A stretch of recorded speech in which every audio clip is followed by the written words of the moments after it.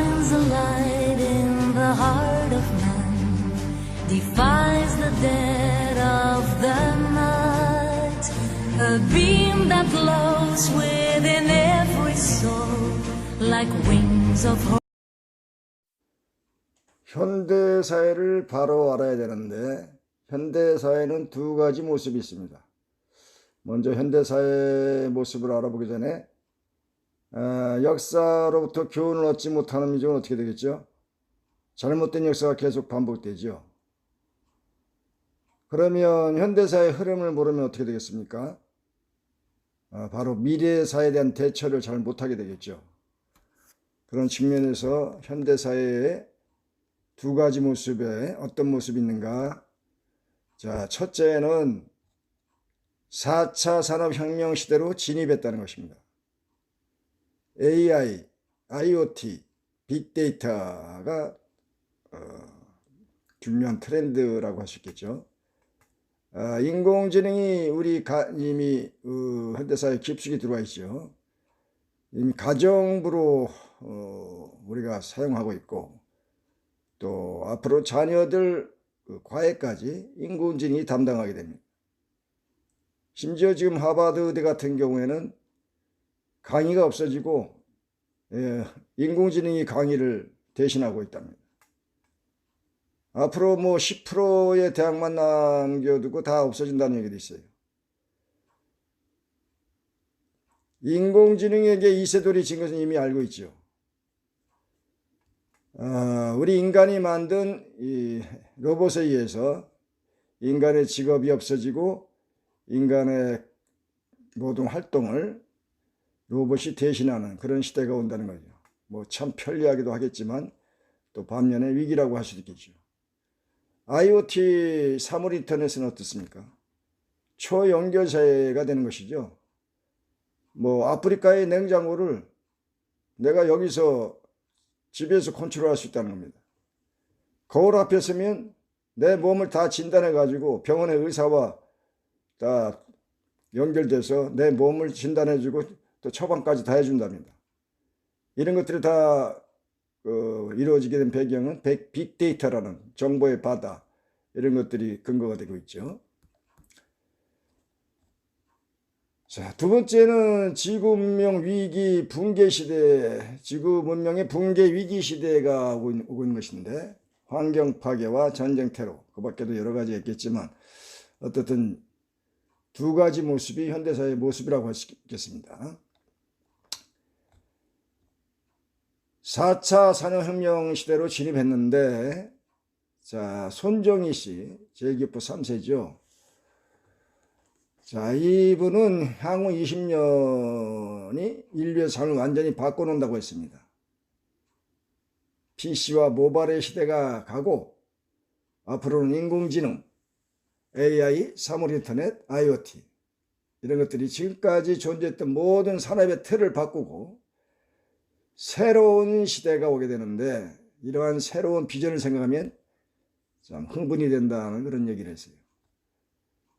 또 토마스 프레이라고 하는 미래학자는 다가오는 새로운 시대에 대비하기라는 주제에서 앞으로 20년 동안 인류는 한 번도 경험하지 못한 엄청난 변화를 경험하게 될 것인데, 사물인터넷, 드론, 3D 프린터, 인공지능, 가상현실, 무인기술 이런 것들이 완전히 세상을 바꿔놓는다고 했습니다. 또 크라우드 슈바, 이분은 경제 포럼의 회장이죠. 이분은 4차 산업혁명과 대변혁의 미래라는 주제에서 이제 세계는 기술공학, 생물학, 체육학 각 분야의 전문 영역이 서로 연결돼 가지고 세계적인 대변혁이 일어나는데, 여하튼 4차 산업혁명 시대에 우리가 적응하고 성공하기 위해서는 네 가지 지능이 필요하다고 했습니다. 첫째는 상황파악지능, 두 번째 정서지능, 세 번째 영감지능, 네 번째 신체지능. 앞으로 로봇이 인간의 영역을 다 잠식하게 되는데, 그렇다면은 앞으로 자녀들을 어떻게 키워야 되겠냐? 로봇이 할 수 없는 것을 해야 되겠죠, 인간이. 그런데 과거에 인공지능은 인간이 만들어준 프로그램에 의해서 움직였는데 이 인공지능이 스스로 학습까지 하게 된답니다. 심지어 인간의 고유 영역이라고 생각했던 감성에까지 침범을 해서 로봇에게 간호를 맡겼는데 그 로봇으로부터 간호를 받은 사람이 오히려 로봇으로부터 간호받은 것이 더 편한 느낌을 받았다. 더 나아가서 로봇으로부터 상담을 받은 사람이 인간으로부터 상담받을 때보다 더 편안함을 느꼈다. 이렇게 답변했다고 합니다. 자, 로봇이 인간의 고유 영역까지 이제 들어오게 된 것입니다. 앞으로 남은 것은 영성, 영감 지능에 대해서만 인간이 로봇보다 상위에 있다는 것이죠. 이 클라우드 시바의 다보스 포럼 회장인 클라우드 시바이 말한 것처럼 앞으로 인간의 그 네 가지 지능, 상황 파악 지능, 정서 지능, 영감 지능, 신체 지능 이런 것들에 대해서 주목해야 되겠습니다. 그래서 이 4차 산업혁명 사회는 사물 인터넷으로 초연결된 사회, 인공지능으로 생활 깊숙이 로봇이 들어와 있는 사회, 또 무인 기술로 이미 자율주행 자동차가 이미 주행하고 있는 것처럼 무인 기술로 초자동화된 사회, 이런 것들의 기반은 바로 초정보사회, 빅데이터가 가능해졌기 때문에 초정보사회로 이루어진 사회, 이것이 바로 4차 산업혁명 사회라고 할 수 있겠습니다. 이와 같이 4차 산업혁명에 진입한 현대사회는 인류 문명사와 쪽으로 볼 때 가장 큰 고비를 넘어가고 있는 대전환기라고 할 수 있겠습니다. 2015년도 다보스 포럼에 모였던 세계적인 경제 브레인들이 뭐라고 얘기했냐면 지금은 유토피아 시대가 아니라 디스토피아 시대다. 이렇게 얘기했는데 그 근거로 그 내용은 10가지 정도로 얘기했는데 여기서는 4가지로 요약해 보겠습니다. 첫째는 빈부격차가 심화됐고, 두 번째 전쟁과 테러가 빈발하고, 세 번째 환경 파괴와 기상이변이 속출하고, 이와 같은 위기를 극복해야 될 리더십이 실종된 상태. 따라서 지금은 유토피아 시대가 아니라 디스토피아 시대다. 이렇게 다보스 포럼에 모였던 세계적인 경제 브레인들이 인류 문명 붕괴의 원인을 말했다고 합니다. 자, 구체적으로 들어가서 빈부격차는 어느 정도로 심한가? 9%에 해당하는 사람들이 전 인류의 재산의 86%를 가지고 있다고 하고, 70%에 해당하는 인구가 3%를 나눠 가지고 있다고 합니다. 심지어 빌 게이츠 한 사람이 가지고 있는 재산이 대전시 전체 인구가 가지고 있는 재산과 거의 비슷하다고 합니다. 빈부격차는 또 어떻습니까? 어떤 사람은 테니스장과 풀장을 갖춘 그런 호화스러운 저택에 살고 있는가 하면은 오늘 한 끼를 걱정해 하면서 살아가야 되는 그런 빈민층이 있습니다. 심각하죠. 기아와 굶주림은 또 어떻습니까? 자, 우리는 너무 풍요로워서 하나의 음식 쓰레기가 10조에 가깝다고 합니다. 그런 한편에는 오늘 한 끼를 먹지 못해서 굶어 죽는 인구가 50%에 해당합니다.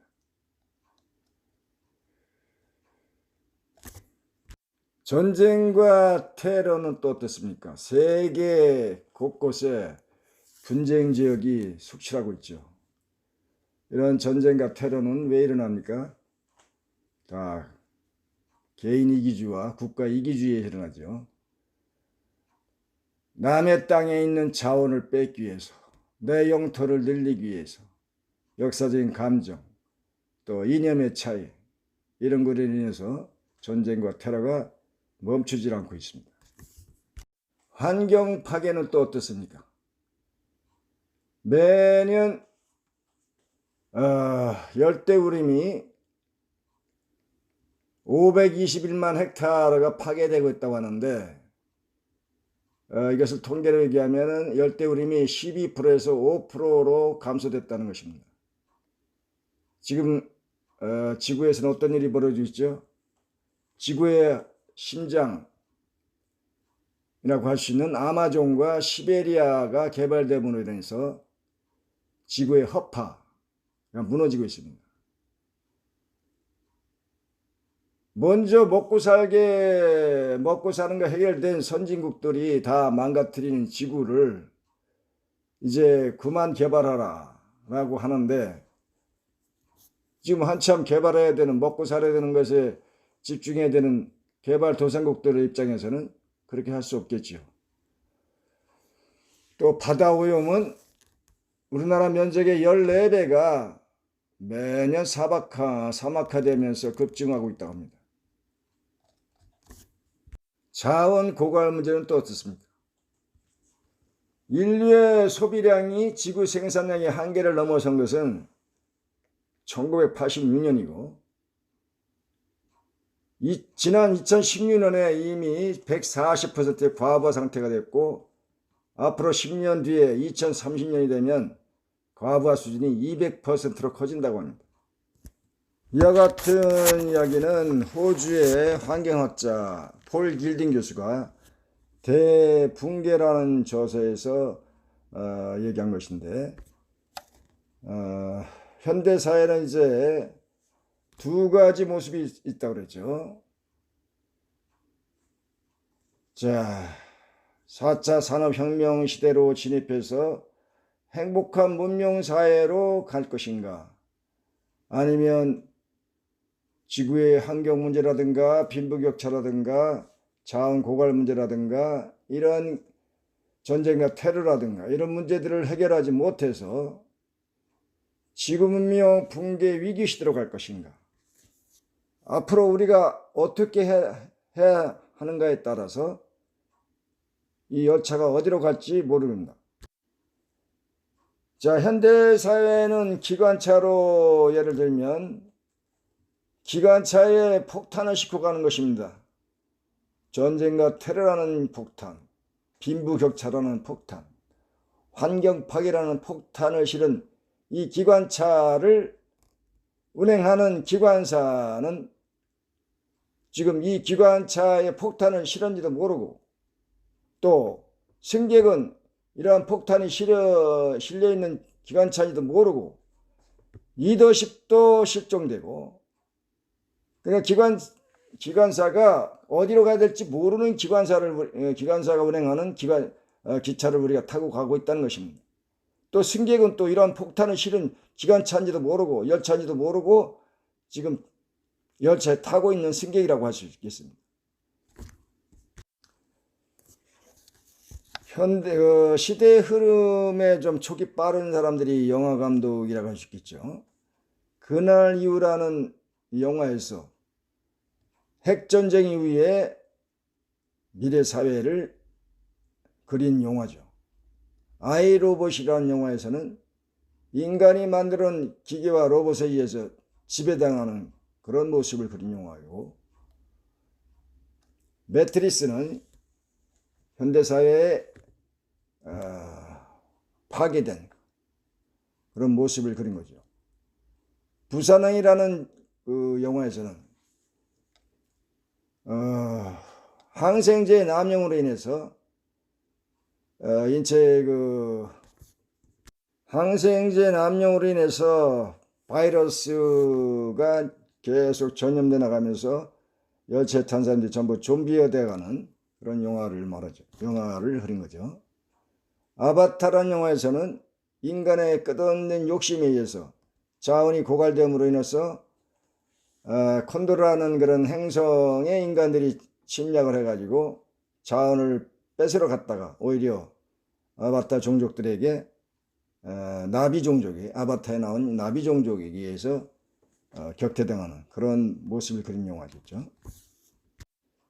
자, 이와 같이 현대 사회는 폭탄을 싣고 가는 기관 열차에 타고 있는 승객들과 또 이것을 운행하는 기관사는 어디로 갈지 모르는 그런 열차를 운행하는 기관사가 운행하는 열차에 우리가 타고 달려가는 그런 모습이라고 할 수 있겠습니다. 이러한 모습에 대해서 영국의 스티븐 호킹 박사는 이런 것들이 해결되지 않으면 앞으로 200년 안에 인간은 지구를 탈출해야 된다고 얘기했습니다.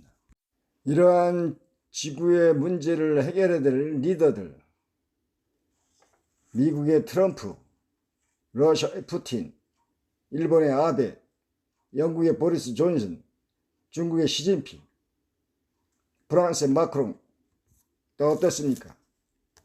자국의 이기주의에 빠져서 지구의 문제들을 해결할 생각도 없죠. 자, 2007년에 엘빈 토플러가 한국을 방문해서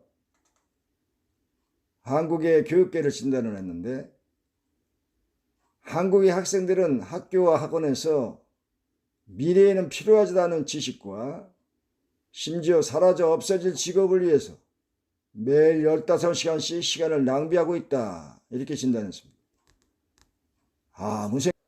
지금 일본은 이미 입시 제도가 없어졌다고 합니다. 중학교 2학년 체육시험에 어떤 문제가 나오냐? 왜 우리가 운동을 해야 되나? 여기에 대한 답변을 A4 용지에 채우도록 이런 문제로 시험을 보고 있는데 우린 지금 오지선다형에 묶여서 점수로 사람을 평가하는, 그래서 입시 제도를 수시를 늘려야 된다, 정시를 늘려야 된다, 엉뚱한 얘기를 하고 있는 나라입니다. 지금 왜 잘못된 교육 시스템을 전 국민이 다 아는데 왜 바뀌지 않느냐? 바로 지배계층, 상류계층에 문제가 있는 것입니다. 상류계층, 자기들의 자녀들은